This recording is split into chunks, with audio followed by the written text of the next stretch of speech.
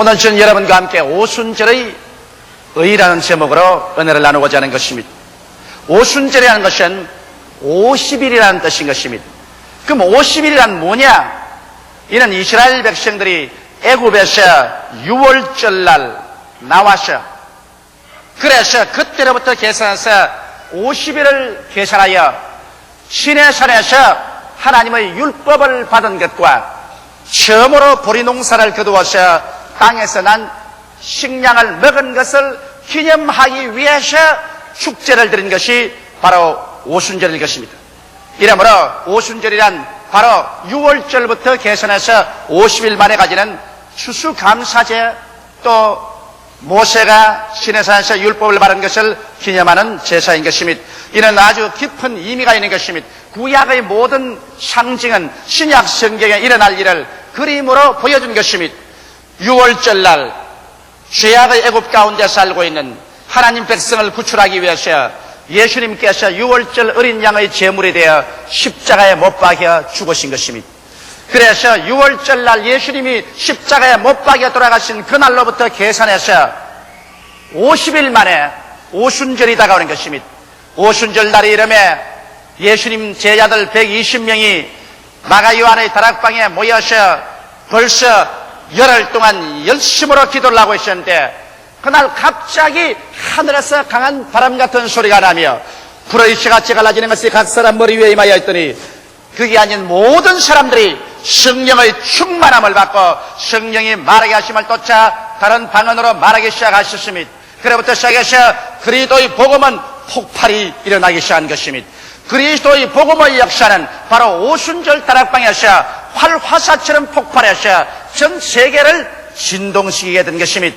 이러므로 바로 이 오순절 날에는 우리 주님께서 십자가에 못 박여 죽은 그 열매로서 50일 만에 새 은혜의 언약으로 교회를 세운 날이요, 그날에 하루에 첫 열매로서 3,000명이 구원을 받은 기념날인 것입니다.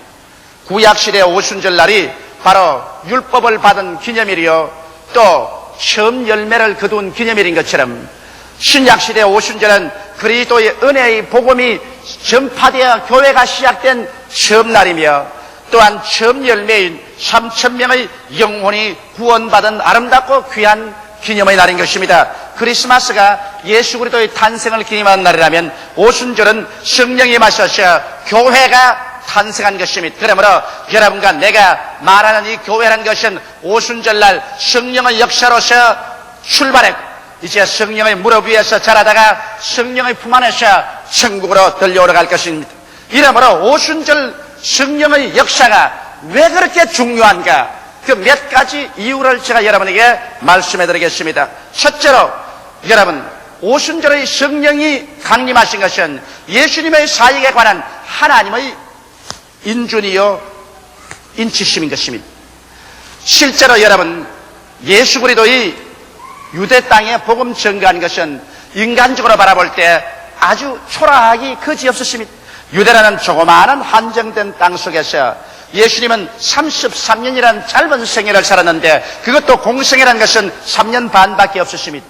그 3년 반 동안에 제자라고 하는 사람들조차도 주께서 유능한 무슨 학자나 권세가나 세도가나 돈 많은 사람을 부른 것도 아니라 이 세상에 멸시와 천대를 당하고 대개 불악무식한 어부들이나 세리들이나, 더구나 유대 땅에서도 별로 인정을 받지 못하는 갈릴리의 어촌에 있는 그러한 청년들을 12명 불러 모아가지고서 주님이 제자로 삼으셨습니다.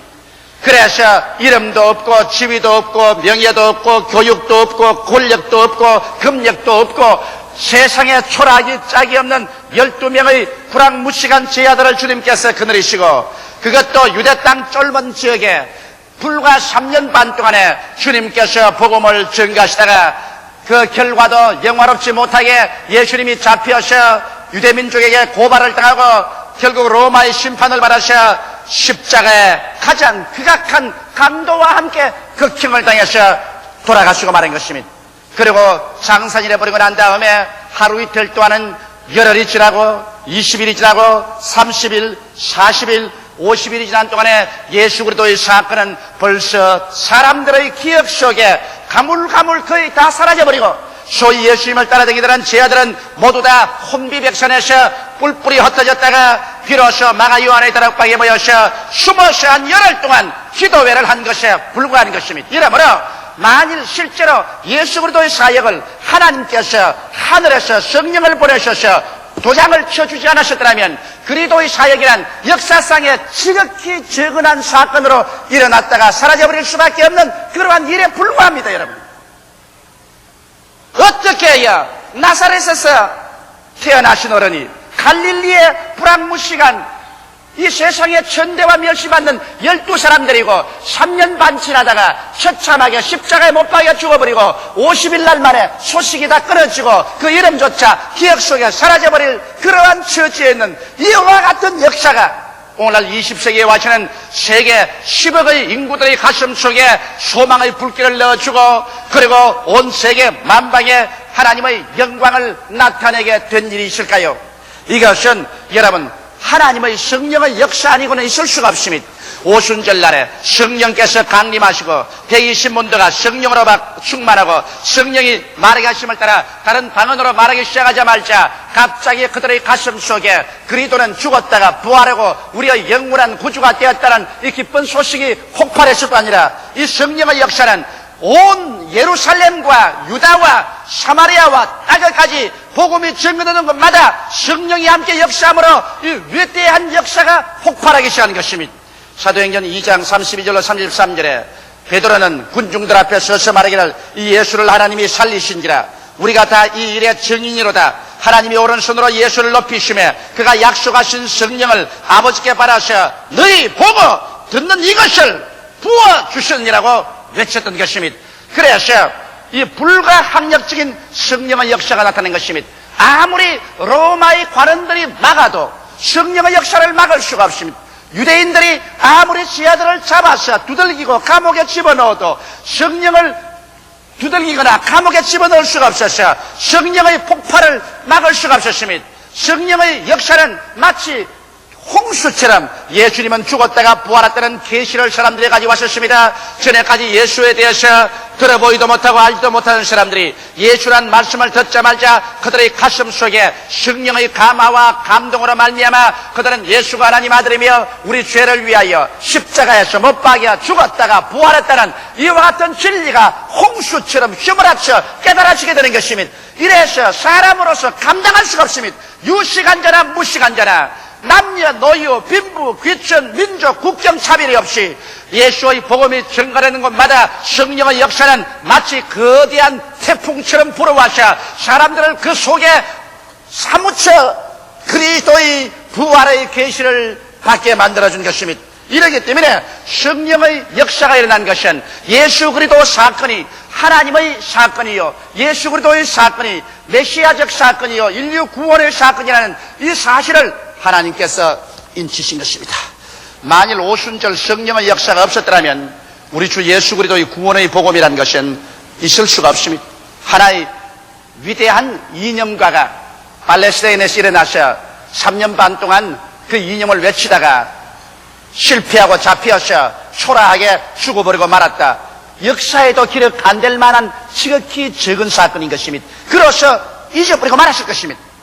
그러나 이 지극히 적은 사건이 하나님의 성령의 손에 들리니까 성령께서 이를 가지고서 곧 온 천하 만민을 구원하는 위대한 메시지로 변화시킨 것입니다. 오늘 그렇게 되어서 이제 누구든지 저를 믿으면 멸망하지 않고 구원을 얻으며 세계 인류 누구든지 이 예수 앞에서 자기의 운명을 결정짓지 않으면 안 될 수밖에 없는 호령이 떨어지게 된 것입니다. 예수로 말미암아 내가 영원한 생명을 얻을 것이냐 영원한 멸망을 받을 것이냐 바로 그 갈림길이 바로 그리스도의 복음인 것입니다. 사람이 온 천하를 다 얻고도 자기 목숨 하나 잃으면 무엇이 유익하리요? 사람이 자기 목숨과 무엇과 바꾸겠냐고 성경은 말했었습니다. 사람이 살면 70이요 강건하면 80이라도 삶은 신속히 지나가니 마치 바람같이 지나가 버리는 것입니다. 인생을 이 세상에 산다는 것은 여러분과 내가 구원을 받을 수 있는 자격자가 될 것이냐, 그렇지 않으면 버림을 받고 말 것이냐를 결정짓는 하나의 그 결정처서에 불과한 것입니다. 우리의 죽고 사는 문제가 이제 바로 이 한 나사렛 사건인 예수 그리스도, 이 예수 그리스도께서 십자가에 죽었다가 부활하신 이 사건으로 말미암아 결정되는 것입니다. 여러분께서 이 세상에 아무리 부귀 영화 공명을 다 누리고 살았다고 할지라도 이 나사렛 예수에 대해서 올바른 결정을 내리지 못하면 여러분은 차라리 이 세상에서 안 태어난 것보다 더 못한 비극적인 심판을 받게 될 것입니다. 그것은 여러분과 나는 한갓 동물이 아니라 하나님의 형상과 모양대로 지음받은 인간으로서 우리의 영원한 영혼이 육체를 쓰고 살고 있기 때문에 여러분 육체의 장막집을 벗고 난 다음에 천국이냐 지옥이냐 영광이냐 영원한 멸망이냐 하나님의 즐거움이냐 영원한 슬픔과 고통이냐를 선택해야만 되는 것입니다. 바로 유대 땅 베들레헴에서 태어난 예수 그리스도, 나사렛에서 초라한 동네에서 자라나시고 마지막 3년 반 동안에 가장 초라하게 전도 행각을 가졌던 예수, 그리고 극악한 사형수 우편 좌편에 둘러싸여서 십자가에 죽었던 그 예수, 그리고 보잘것없는 그의 제자들 다 그리스도를 버리고 달아나버리고 뿔뿔이 흩어지고 인간의 기억 속에 사라져버려야만 할 이러한 사건이 오늘날 전 역사를 움직이는 사건이 되고 인간의 기원이 1982년이라는 이와 같은 그리스도 탄생으로서 인간의 기원을 삼게 되고 사람이 흥하느냐 망하느냐 영원히 사느냐 죽느냐의 기반이 되게 한 것은 바로 오순절 성령 강림으로 말미암아 이루어지게 된 것입니다. 성령께서 예수 그리스도의 사건을 전 세계적인 사건으로 만들었으며 역사적인 사건으로 만들었으며 우주적인 사건으로 만들었으며 성령께서 예수 그리스도의 사건을 여러분과 나에게 사나 죽느냐 영생이냐 영원한 멸망이냐의 사건으로 만들어버리고 말한 것입니다. 이러므로 오늘날 성령 없이 예수 믿는다는 것은 그것은 가짜요. 성령 없이 교회를 세운다는 것은 있을 수가 없으며 성령 없이 복음이 전파될 수 있다는 것은 이것은 상상할 수 없는 일인 것입니다. 이러므로 바로 성령 강림은 예수 그리스도의 사건을 영원의 사건으로, 역사적인 사건으로, 구원의 사건으로, 그리고 천국과 지옥을 판별하는 사건으로 변화시킨 위대한 하나님의 인치심이 된 것입니다. 둘째로 이제 예수 그리스도 죽으심과 부활하심, 그 이후 오순절 사건 이후로 제자들이 나가서 복음을 전가할 때마다 물은 것이 너희가 믿을 때 성령을 받았느냐 이 말씀인 것입니다. 이제 성령을 받아서 우리가 예수를 믿고 또 성령의 능력으로 말미암아 이 예수 그리스도를 전파할 수 있기 때문에 우리 기독교인들과 교회들에게는 성령에 대한 우리의 태도가 어떠한 것인가, 이것이 우리가 믿는 예수 그리스도를 우리 개인의 구주와 세계의 구주로 만드느냐 안 만드느냐의 근본적인 이유가 되는 것입니다. 이러므로 우리에게 가장 중요한 것은 너희가 믿을 때 성령을 받았느냐 이 질문을 끊임없이 해야 되는 것입니다. 성령 없는 기독교는 있을 수가 없는 것입니다. 성령 없는 교회도 있을 수가 없고 성령 없는 기독교인도 있을 수가 없는 것입니다. 성령은 오늘날 오순절 이후에 강림하셔서 바람이 대기가 지구를 감싸고 있는 것처럼 인류를 감싸고 있으면서 인류 가운데 역사에서 우리의 눈을 떠서 예수 그리스도를 구주로 믿도록 도와주고 있는 것입니다. 이러므로 성령을 통해서 여러분과 나는 중생의 체험을 해야 되는 것입니다. 우리 부모에게 태어나는 것은 육으로 태어나는 것이요, 이제 성령으로 말미암아 예수를 믿어 태어나는 것은 영으로 태어나는 것입니다. 육으로 태어난 것은 육이요 성령으로 태어나야 영이 되는 것입니다. 이러므로 성령은 우리에게 오셔서 회개시키는 역사를 하는 것입니다. 여러분과 내가 인간 중심으로 이기주의로 육체를 따라 산 이 삶을 회개시키는 것입니다. 이 길로 걸어가면 종국적으로 멸망하고 만다, 이 길에서 돌아서라고 말씀하시고 돌아서는 유일한 길이요 진리요 생명이신 하나님의 아들 나사렛 예수를 믿음으로 이루어질 수 있다는 것을 성령이 보여주시는 것입니다. 이러므로 기독교란 하나의 지식도 아닙니다. 철학도 아닙니다. 의식도 아닙니다. 성령으로 말미암아 죽었다가 부활하신 나사렛 예수 그리스도를 여러분의 개인의 구주로서 만나고 예수 그리스도 그 발 앞에 엎드려 내 생애를 내어놓고 그리스도의 십자가 보혈로 내 과거의 현재 미래의 죄를 용서받고 그래서 예수 그리스도가 나의 생명으로 받아들이게 되는 이러한 체험, 이것이 성령으로 말미암아 이루어지는 것입니다. 그래서 여러분이 예수를 구주로 마음속에 모셔드리게 되면 그때부터 성령은 여러분 영혼 속에 거하시게 되는 것입니다. 오늘 예수를 구주로 믿으시면 아멘 하십시다. 예수로 주로 시인하면 아멘 하십시다. 그러면 여러분 속에 하나님의 성령께서 들어와 계십니다. 성령께서 들어와 계시 않으셨으면 여러분께 이와 같은 그리스도가 주라는 계시를 어떠한 사람이 줄 수는 없습니다. 예수를 눈으로 보았나요? 예수를 손으로 만져보았나요? 직접 예수님과 만나서 대화를 해보셨나요? 그렇지 않은데도 말할 수 없는 기쁨으로 목숨을 바쳐서 예수를 믿는 것은 성령이 여러분 속에 와 계셔서 그리스도에 대한 계시를 여러분 영혼 속에 부어주었기 때문인 것입니다. 이러므로 여러분과 나는 이제 성령으로 말미암아 예수가 우리 속에 모두 다 잉태되었었으며 예수 사람들이 된 것입니다. 이와 같이 해서 중생을 체험한 사람에게 또다시 성령의 다른 체험이 있습니다. 이것은 성령 세례의 체험인 것입니다.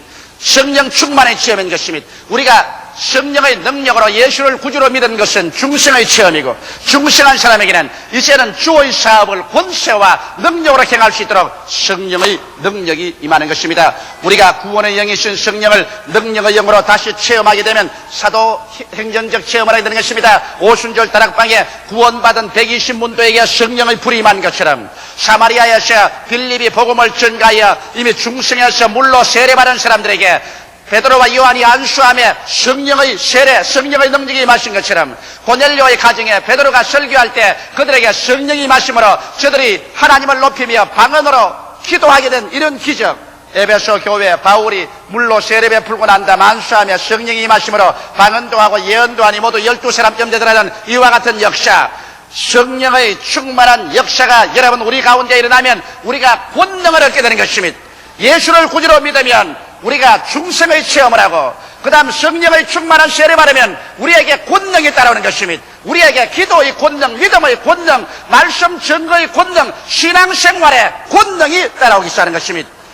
그래서 신앙의 뜨거운 능력, 뜨거운 헌신, 뜨거운 전도열이 다가올 거 아니라 성령 충만한 세례 받고 나면 성령의 은사가 나타납니다. 계시의 연사로서는 하나님께로부터 지혜의 말씀의 연사, 지식의 말씀의 연사, 영분별의 연사가 나타나고 발성의 연사라는 방언 통역의 연사, 예언의 연사가 나타나고 능력의 연사로는 믿음의 연사, 기적의 연사, 신유의 연사가 나타나고 그다음 성령으로 말미암아 섬기는 은사가 나타나고 가르치는 은사, 구원이하는 은사, 구제하는 은사, 다스리는 은사, 긍휼을 베푸는 은사, 이와 같은 은사들이 여러분의 생애 속에 나타나게 되는 것입니다.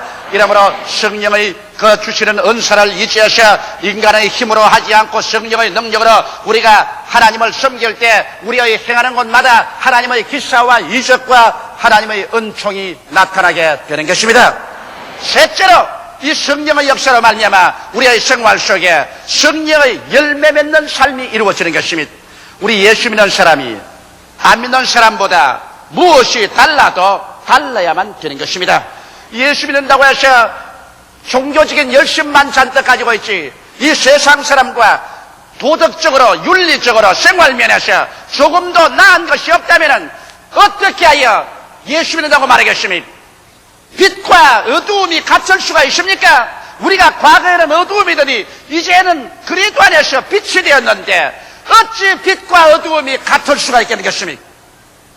이러므로 우리 예수 믿는 사람들, 성령으로 충만한 많은 사람들은 우리의 생애 속에 이제 성령의 열매 맺기 위해서 우리가 기도하고 성령의 열매가 나타나야 되는 것입니다. 우리의 속에 사랑의 역사, 희락의 역사, 화평의 역사가 나타나야 되고 오래 참음의 역사, 자비, 양선과 충성스러운 마음, 온유한 마음, 절제하는 마음 같은 인격적인 변화가 다가와야만 되는 것입니다.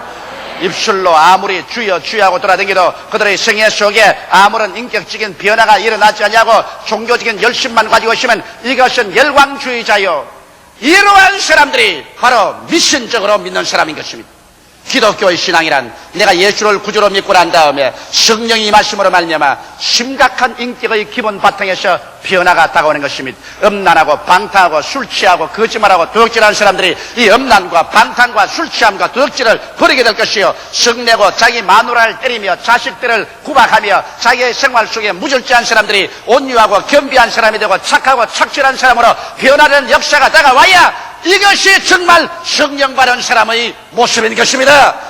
인격적인 변화가 다가오지 아니하고 종교만 가지고서 거다가 고함만 치고 신앙적인 열심만 겉으로 보이고 인격적인 내적인 열매가 없으면 이는 주께서 열매 없는 무성한 잎사귀만 가진 무화과 나무를 저주해버린 것처럼 그러한 신앙은 주님께로부터 이미 저주받은 신앙인 것입니다.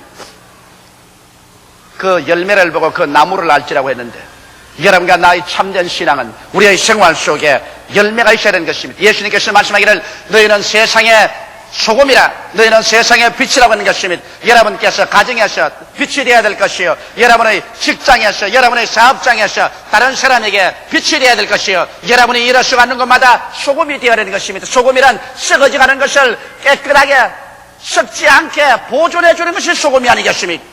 오늘날 우리 한국 강천에는 950만의 신자가 있는데 만일 950만의 신자가 모두 다 자기 가정에서, 직장에서, 자기의 생활처소에서 여러분 빛이 되고 소금이 되었더라면 우리 한국에 오늘날 이와 같은 사회적인 어려운 문제가 다가올 리가 있겠습니까? 한국 사회의 혼란과 고통은 기독교회의 실패요, 기독교인들의 실패인 것입니다. 만일 우리 기독교인 950만이 여러분 빛과 소금이 되었더라면 우리 한국 강선의 어두움이 어디에 다가올겠으며 어디에 부패와 썩어짐이 다가올 수가 있겠습니까? 처처에서 우리가 빛의 소금이 되었다는 말입니다. 숫자만 잔뜩 늘여놓고 교회 뜰만 밟고 왔다 갔다 하면서 우리의 인격적인 변화가 다가오지 아니한 이러한 교회는 살았다 하나 죽은 것에 불과한 것입니다. 이러므로 오늘 교회가 우리 한국 사회에 미치는 영향력이 무엇입니까?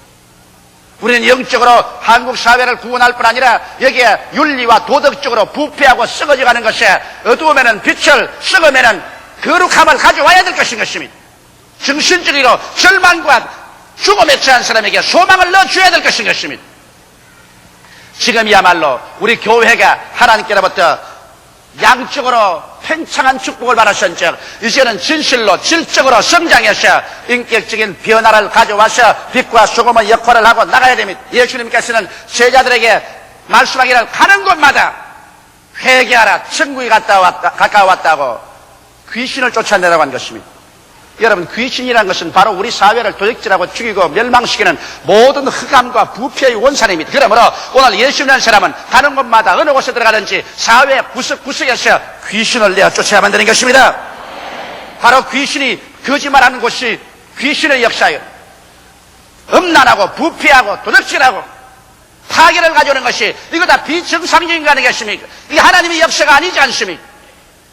성경에 귀신을 쫓아내라는 것은 오늘날 모든 부조리를 추방하라는 것입니다. 모든 썩어진 역사를 내어 쫓아내는 것입니다. 이러므로 오늘 예수 믿고 성령 받은 사람이라면 여러분의 인격 속에서 먼저 귀신을 내어 쫓아야 되는 것입니다. 인격 속에서 어두움과 부패성을 완전히 쫓아내야 되는 것입니다. 여러분의 가정에서 어두움과 부패를 내어 쫓아내야 되는 것입니다. 여러분의 사회와 직장에서 어두움 속에서 가는 것과 부패를 쫓아내야 되는 것입니다. 우리가 진실로 귀신을 쫓아내지 아니하고 우리 성령 받았다고 하면서 귀신과 더불어서 함께 섞여 산다면 성령 받은 그 증거가 어디에 있으며 성령 받은 효과가 어디에 있단 말인 것입니다.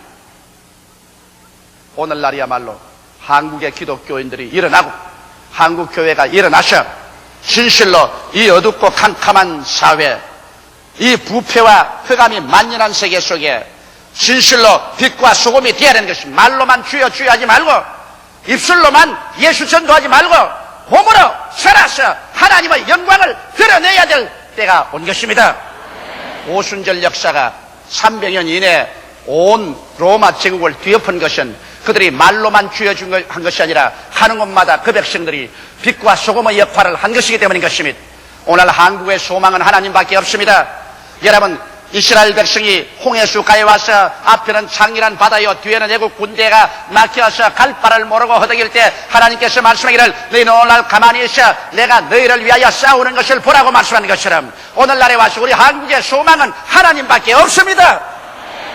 역사적으로, 사회 환경적으로, 경제적으로, 지정학적으로 우리는 어려운 처지에 놓여 있는 것입니다. 여기에서 우리가 살아나갈 수 있는 길은 하나님을 부르짖고 하나님 앞에 나오는 길밖에 없는데 우리 하나님의 손으로 움직이고 마음을 감동시키기 위해서는 안 믿는 불신자들보다 먼저 예수 믿는 자가 솔선수범하여 회개해야만 하는 것입니다. 믿는 자가 회개하고 교회가 회개하셔 진실로 하나님 앞에서 빛과 소금이 될 때 비로소 하나님께서 우리의 기도를 들으시고 이 땅을 치료해 주실 것이요 이 땅에서 귀신을 내어 쫓고 정의가 넘치고 평화와 사랑이 넘치는 나라로 만들어 주실 것입니다. 교회는 성령 강림으로 탄생하여 성령 안에서 성장하다가 성령으로 성취합니다. 그러므로 성령 운동은 교회의 생명인 것입니다. 우리 그리스도 신자의 생명인 것입니다. 이 세상에 성령 받은 사람들은 그러므로 이 성령 운동을 온 세계에 뻗쳐나가야 되겠습니다. 특별히 하나님께서는 우리 순복음 중앙교회를 택하셔서 성령의 거대한 봉화불로 삼으셨습니다. 우리는 세계 단일교회로서 최대 교회가 됐다는 것만 가지고서 수적으로 자랑해서는 안 되겠습니다. 우리 모든 성도들에게 우리는 오늘 이 시간에 다시 한번 물어봐야 될 것인 것입니다. 너희는 믿을 때 성령을 받았느냐? 오늘 이 시간에 여러분은 성령을 받으셨습니까? 여러분이 성령에 충만합니까?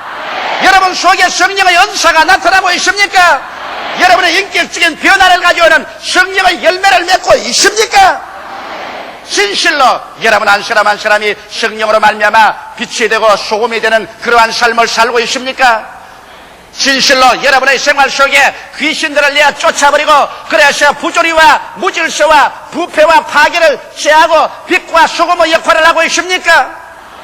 우리 순복음 중앙교회가 이 일을 하고 일어날 때 우리 한국 강산과 세계 이 교회가 있어야 될 이유가 확립되는 것입니다. 우리 다 같이 예수께 기도드리겠습니다. 살아계신 우리 하나님 아버지, 오늘은 2000년 전 오순절 다락방에 성령께서 강림하신 날을 기념하는 오순절 강림절입니다. 우리 아버지, 우리 순복음 중앙교회는 진실로 성령운동으로 출발했고 성령운동 안에서 자라고 있습니다.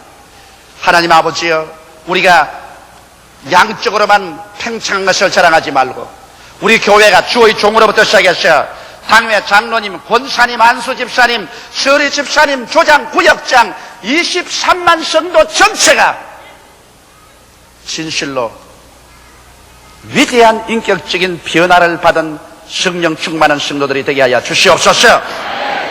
외형적인 열심만 가지지 말고 사랑과 희락과 화평, 오래 참음, 자비, 양성, 충신, 온유, 절제 같은 인격적인 변화가 가져오고 사회 환경적인 변화를 가져오는 빛과 소금이 되게 하여 주시옵소서. 그래서 진실로 처처에 모든 마귀를 다 쫓아내어버리고 성령으로 넘치는 믿음, 소망, 사랑의 사회와 국가를 만드는 우리 성도들이 되게 도와주시옵소서. 우리 순복음 중앙교회를 말미암아 먼저 950만 성도가 다 입술로만 주여 주여 하지 말고 행동으로 변화되고 진실로 십자가를 걸머쥐고 조국과 민족을 위해서 기도하고 사회를 개혁하고 변혁시키는 이와 같은 빛과 소금이 되게 하여 주시옵소서. 예수님 이름 받들어 기도드리옵나이다. 아멘.